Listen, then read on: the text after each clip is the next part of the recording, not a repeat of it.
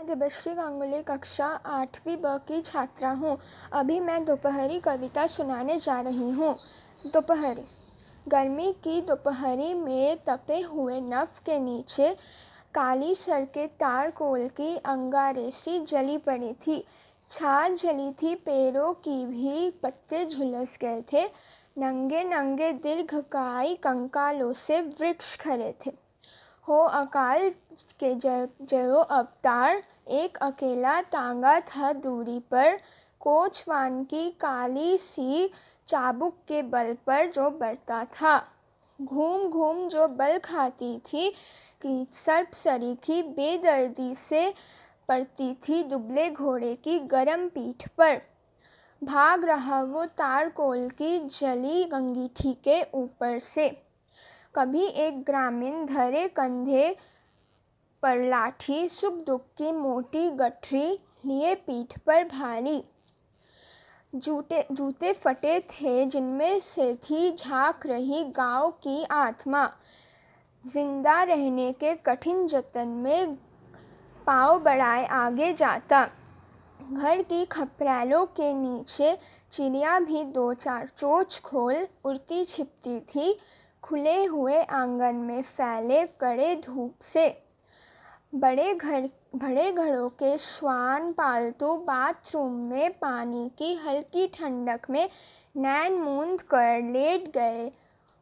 कोई बाहर नहीं निकलता सांझ समय तक थप्पड़ खाने गरम हवा के। संध्या की भी चहल पहल ओढ़े थी गहरे सूने रंग की चादर गर्मी के मौसम में।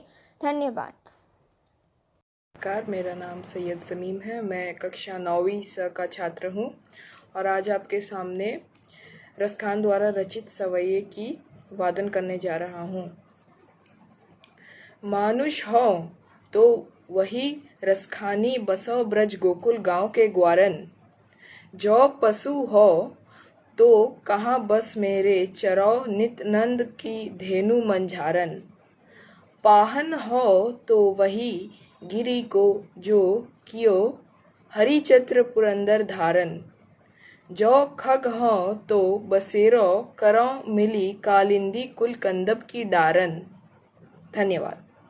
सुप्रभात। मैं अपर्णा कक्षा 8वीं व की छात्रा हूँ। आज मैं आप सभी के सामने शकुंत माथुर द्वारा एक कविता प्रस्तुत करने जा रही हूँ। उस कविता का शीर्षक है दोपहरी। गर्मी की दोपहरी में तपते हुए नभ के नीचे काली सड़कें तारकोल की अंगारे सी जली पड़ी थी। छां जली थी, पेड़ों की भी पत्ते झुलस गए थे। नंगे नंगे दीर्घकाय कंकालों से वृक्ष खड़े थे। हो अकाल के ज्यों अवतार, एक अकेला तांगा था दूरी पर। कोचवान की काली सी चाबुक के बल पर वो बढ़ता था। घूम घूम जो बल खाती थी सर्प सरीखा, बेदर्दी से पड़ती थी दुबले घोड़े की गरम पीठ के पर। भाग रहा वो तारकोल की जली अंगीठी के ऊपर से। कभी एक ग्रामीण धरे कंधे पर लाठी, सुख दुख की मोटी सी गठरी लिए पीठ पर भारी। जूते फटे हुए जिनमें से थी झांक रही गांव की आत्मा। जिंदा रहने के कठिन जतन में पाँव बढ़ाए आगे जाते। घर की खपरेलों के नीचे चिड़िया भी दो चार चोंच खोल उड़ती छिपती थी, खुले हुए आंगन में फैली कड़ी धूप से। बड़े घर के श्वान पालतू बाथरूम में पानी की हल्की ठंडक में नैन मूंद कर लेट गए थे। कोई बाहर नहीं निकलता सांझ समय तक थप्पड़ खाने गरम हवा के। संध्या की भी चहल पहल ओढ़ी थी गहरे सूने रंग की चादर गर्मी के मौसम में। धन्यवाद। सुप्रभात। मैं आकांक्षा कश्यप कक्षा 9वीं की छात्र आज आपके सामने एक कविता प्रस्तुत करने जा रही हूँ जिसका शीर्षक है सवई और इसके रचयिता है रसखान जी। तो आइए इसे सुनते हैं। मोर पखा सिर ऊपर राखी हो, गूंज की माल गरे पहिरोगी। मोर पखा सिर ऊपर राखी हो, गूंज की माल गरे पहिरोगी, ओढ़ी पीताम्बर लैल कुटी बन, गावत गोधन संग फिरोगी। मोर पखा सिर ऊपर राखी हो, गूंज की माल गरे पहिरोगी, मोर पखा सिर ऊपर राखी हो। भावत वही मेरो रस खान सो, तेरे कहे सब स्वांग करोगी हो।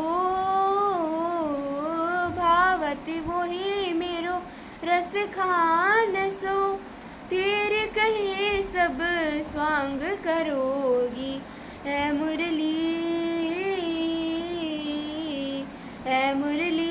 मुरलीधर की, अधरान धरी अधरान धरोगी।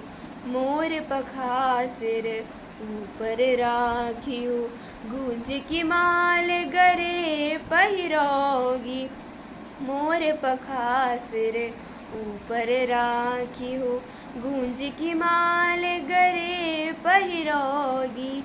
ओढ़ी पीताम्बर लैल कुटी बन, गावत गोधन संग फिरोगी। मोर पखा सिर ऊपर राखी हो, गूंज की माल गरे पहिरोगी। मोर पखा सिर ऊपर राखी हो, मोर पखा सिर ऊपर राखी हो। धन्यवाद। सुप्रभात। मेरा नाम दिशा रियात है। मैं कक्षा 8वीं ब की छात्रा हूँ और मैं आज आपके सामने एक कविता प्रस्तुत करने जा रही हूँ। इस कविता का शीर्षक है दोपहरी। गर्मी की दोपहरी में तपे हुए नभ के नीचे काली सड़कें तारकोल की अंगारी सी जली पड़ी थी। छाल जली थी पेड़ों की भी, पत्ते झुलस गए थे। नंगे नंगे दीर्घकाय कंकालों से वृक्ष खड़े थे।